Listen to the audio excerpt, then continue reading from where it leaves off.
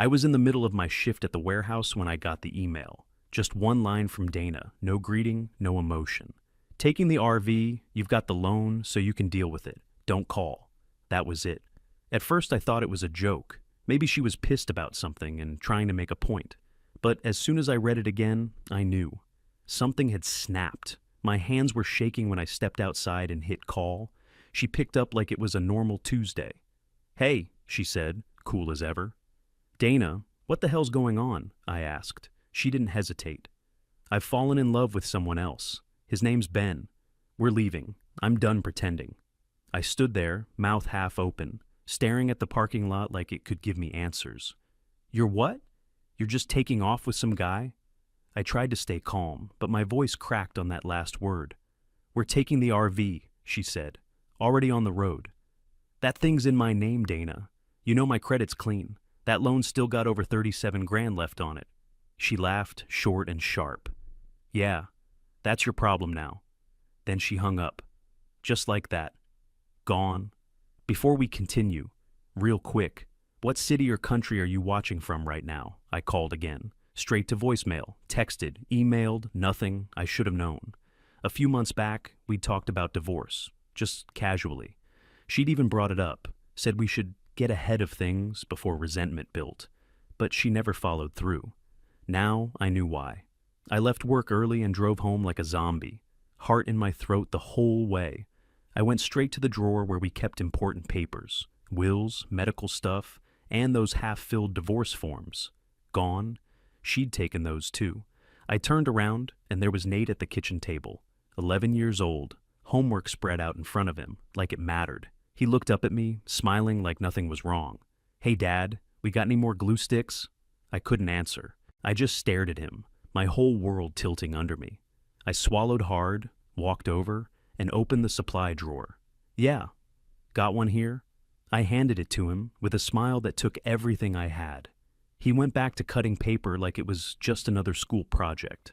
I stood there in the kitchen, trying not to fall apart, wondering how the hell I was going to tell him his mom just walked out, with my RV, and some guy named Ben. He didn't ask where she was that night, just worked on his project and went to bed like it was any other Monday. I didn't sleep, just laid there on my back staring at the ceiling, phone in my hand, hitting refresh on my email every few minutes like something might change. The next morning, I tried her again, straight to voicemail, texted her. "Please just tell me what you're doing." Nothing. I even messaged Ben's Facebook account. No response, but I could see they'd read it. 2 more days of that. Same routine. I'd call from the parking lot on my break, email during lunch, send one last text before bed. Meanwhile, Nate started to notice. "You okay, Dad? You've barely touched your food." He said it over dinner, staring at my plate. "Just tired," I muttered, chewing the same bite of pork chop for what felt like a full minute. But he didn't drop it. He leaned forward a little, looked me dead in the eye. "I know Mom hasn't been home. It's been 4 days." I set my fork down, my chest tightened like I'd just been punched. He kept staring, waiting, no panic, just quiet. I felt something crack open in me. "She left," I said. My voice came out flat. "She said she fell in love with someone else. Took the RV, and left." He nodded, just once, like it confirmed something he'd already guessed. "Okay," he said, then went back to his mashed potatoes. No tears, no yelling, just okay. I wanted to tell him it wasn't okay, that none of this was, but I didn't have the words. I still had to work. Bills didn't care if your wife ran off with a stranger. But I was moving through the days like a ghost, couldn't focus, couldn't lift without feeling dizzy. Then, during a forklift training session at work, middle of a Thursday, I was standing next to the instructor, nodding along, when my knees just buckled. Next thing I knew, I was staring up at the ceiling lights, voices echoing around me. "Don't move him! Someone call an ambulance!" The ER smelled like bleach and burnt coffee. I had IVs in both arms. A nurse asked me if I knew my name. "Yeah," I croaked. "I'm not crazy. I'm just tired." Doctor came in an hour later, late 30s, serious face, clipboard in hand. "Your blood pressure's dangerously high. You're dehydrated, low iron, and your heart rate's been erratic since you came in. You under any unusual stress lately?" I laughed, the kind of dry, bitter laugh that doesn't even feel like yours.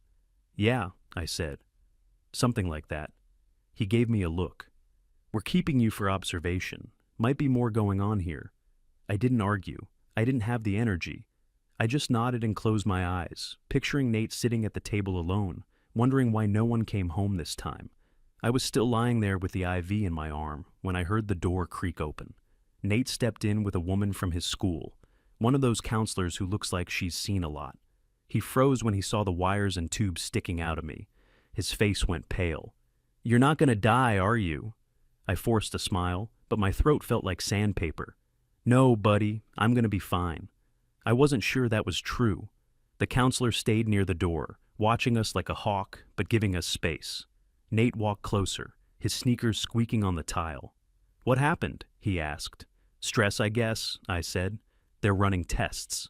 He stared at the heart monitor for a second, then back at me. "You look bad." I chuckled, weak but real. "Thanks for the honesty." Later that afternoon, the doctor came back in, flipping through my chart.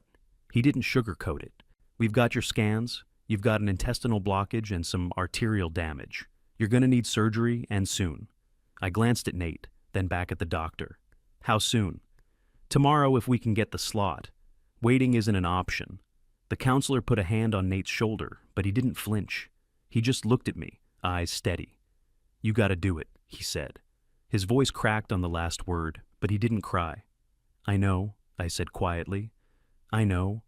That night, lying awake with the beeping machines, I thought about the bills piling up, the loan for the RV, the empty house. My chest hurt more than my stomach. The next morning, they wheeled me down for surgery. Cold halls, bright lights. The anesthesiologist told me to count backward from 10. When I woke up, everything felt heavy and distant. My throat burned from the tube. Nate was sitting in the chair by the bed, knees pulled up, staring at the floor. "You made it," he said. I nodded, couldn't talk yet. 3 weeks, that's how long they kept me. Nurses in and out, physical therapy, a social worker asking if there was someone at home to help me. I kept saying, "It's just me and my son." Nate visited after school every day, brought me drawings and updates from class. He'd sit there doing his homework while I drifted in and out of sleep. Kid was tougher than I'd ever been. Finally, they cleared me to go home. No one to pick me up but a cab. I climbed into the back seat with a plastic bag of meds and a discharge packet. House smelled like stale air and laundry detergent when I walked in. I set the bag down on the counter and turned on my laptop to check my bank account. $26.74. Last time I'd checked, there had been over $18,000 in savings. I refreshed the page, thinking it was a glitch. Same number. I opened the statement. Transfers, withdrawals. One after another, all to Dana's name. My hands started shaking. The auto loan for the RV was overdue. No payments made while I was in the hospital. My truck had been repossessed while I was recovering. No money, no vehicle, no clue where she was. I stood there in the kitchen, gripping the counter with both hands, staring at the screen like it might change if I looked hard enough. It didn't. I sank to the floor, back against the kitchen cabinet, the laptop screen still glowing with that stupid number. $26. I felt hollowed out. A few minutes later, I heard the front door click shut. Nate had let himself in after school. I didn't move, didn't even look up. He walked over and stood in front of me for a second. Then he crouched down and put a hand on my shoulder. "We'll figure it out," he said. His voice was calm, solid. "You rest. I'll deliver flyers or walk dogs or something." I stared at him. My 11-year-old son talking about getting a job while I was still trying to breathe through the mess his mother left behind. That kid had more backbone than I ever did at that age. Hell, more than most grown men I knew. Then he added, "Let's get the RV back." I blinked. "What?" He sat down next to me and pulled out his phone. "Remember that GPS tracker you put on Mom's phone when we set up the family emergency stuff? Same one you put on mine?" "Yeah." I wiped my face with the back of my hand. "I never deleted it," he said, tapping the screen. "She didn't either." He held it up. There was a blinking red dot on the map, parked off some back road near a patch of green. 18 miles away, he said. Forest Campground, the one she used to take me to when you were working weekends. I leaned in and stared at it. She really was that dumb, or maybe that arrogant. "You sure it's the RV?" I asked. "She's been there since yesterday afternoon," he said. "Not moving. I zoomed in. It's parked off the main lot, just like she always used to do. He'd thought this through. My first instinct was to shut it down. I didn't want him involved in any of this. It wasn't his fight. But then I looked at him. Really looked at him. That calm, sharp stare.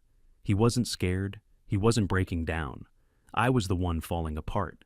He saw me hesitate. "We're not stealing it," he said. "It's yours. You're still paying the loan, right?" "Yeah," I muttered. "Then it's yours. She took it. Let's take it back." I nodded slowly, still felt like I was underwater, but his words were cutting through the noise. He got up and grabbed his school backpack. "You should eat something," he said over his shoulder. "I'll make grilled cheese." I couldn't help it. I laughed, just a little. He went to the fridge like this was just a regular Tuesday, like we weren't flat broke, vehicle-less and abandoned. And maybe that's what snapped me back into gear. Not the RV, not Dana. It was Nate. He wasn't just surviving, he was planning. And damn it, if he could fight, so could I. I didn't want him in it. No matter how strong he acted, Nate was still just a kid. But it didn't matter. He was already 10 steps ahead of me. That night, after grilled cheese and chips, he sat me down with a stack of papers and his Chromebook open. "I went to your work while you were in the hospital," he said, pulling out a folded piece of notebook paper. "Told your boss what happened." My stomach twisted. "You what?" "Relax. He was cool. Said if you needed time off, he'd figure something out. One of the forklift guys, Doug, helped me look up Ben." I leaned forward. "How?" "Facebook," he said, like it was obvious. Ben worked at a place called Turner Tool Supply. Posted a bunch of photos from their company fishing trip. One of them had Mom in it, from, last month. I grabbed the laptop and scrolled. There she was, sitting on a folding chair, drink in hand, wearing the hoodie I'd gotten her for Christmas last year. Ben had his arm around her like he'd known her forever. Nate tapped another tab. "And this? DMV website. I ran the VIN off the RV, titles in your name." He slid a printed page across the table. Title information, loan balance, owner listed as me. Not a single signature from Dana. I rubbed my eyes. "Where'd you even find the VIN?" "You had it in your email. I found it in the inbox folder." My heart was pounding. I didn't know whether to be proud or pissed. He sat back and crossed his arms. "It's not theirs. It's yours. Let's file a report. Say it was stolen." I stared at him. "That's a big step." "They stole it, Dad." His voice got sharper. "They left you broke, sick, and stuck in a hospital bed. She drained everything, and she's driving around in your RV with some guy who doesn't even pay for his own bait." I couldn't argue with any of it. Still, I hesitated. Filing a report meant crossing a line. It meant starting something that couldn't be undone. But then I pictured Dana's email, that smug, cold message. "That's your problem now." I thought about the 18 grand that vanished while I was flat on my back, stitched up and bleeding into hospital sheets. I reached for my phone. Nate didn't say a word. He just sat there, waiting. I dialed the non-emergency number, gave them my name, the VIN, and the story. When the woman on the other end asked if I wanted to press charges, I paused. Then I said, "Yes."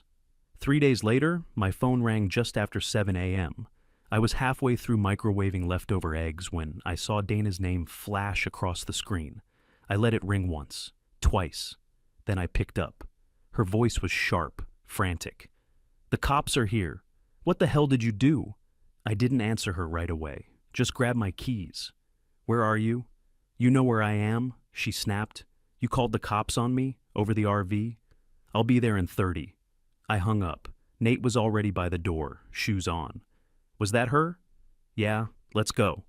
He didn't ask anything else. We drove in silence down a winding road past trees and gravel lots until we pulled into that same forest campground she used to bring Nate to on long weekends. The RV sat crooked in a clearing lot. 2 patrol cars were parked nearby. Dana stood off to the side, arms folded, pacing in tight circles. Ben was sitting on the RV steps, pale, fidgeting with his hands. 2 officers stood nearby, talking to each other, but watching everything. I walked up and asked for a minute alone with her. One of the officers raised an eyebrow. "You sure?" "Yeah, just a minute." They nodded and stepped a few feet away. Dana turned, looking straight through me like I was some stranger off the street. "You really called the police? What the hell, Greg?" I didn't bother answering. I just jerked my thumb toward the RV. Inside, let's talk. She huffed, rolled her eyes, but walked up the steps. Ben followed her without a word. Nate and I came in last. The inside looked lived in. Crumbs on the counters, throw blanket on the couch, shoes in the corner. Like they'd moved in. Dana leaned against the little kitchenette and crossed her arms like she wasn't in the middle of committing a felony. Look, we were just using it for a little trip. We were going to bring it back. No, I said flat. Return the keys. It's theft. Ben flinched but didn't speak. Nate stepped forward. Why'd you abandon us for this guy? Silence. Ben looked down at his sneakers. Dana rolled her eyes. I didn't abandon anyone. I needed something different. You needed to drain Dad's bank account? Nate's voice cracked, but he stood his ground. I took what I needed to get started, she snapped. It wasn't even that much. $18,000, I said, and you left your kid wondering if his mom was dead or just didn't give a damn. Ben shifted like he was just realizing this wasn't the version of events he'd been told. Dana's mouth tightened. It's not that black and white. It is when you're still married to me, I said, and robbing me blind.